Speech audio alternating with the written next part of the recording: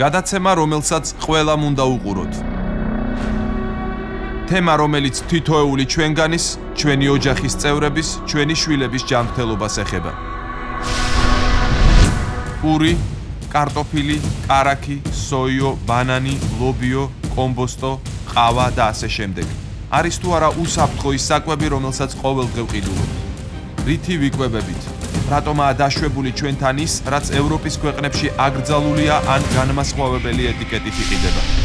როგორ გავარჩიოთ გენმოდიფიცირებული პროდუქტი ნატურალურისგან და როგორ მოქმედებს ის ორსული ქალებისა და ბავშვების სიცოცხლეზე და იწვევს თუ არა უშვილობას?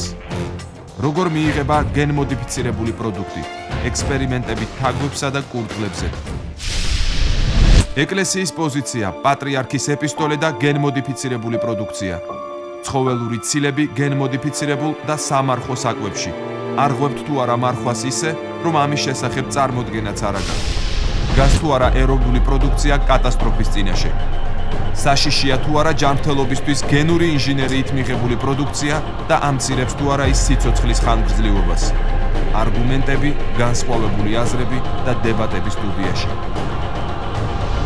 სანაიას რეპორტაჟი, ფრანკენშტეინის სურსათი, შაბათს, საღამოს 9 საათზე, პირველ ახსნ.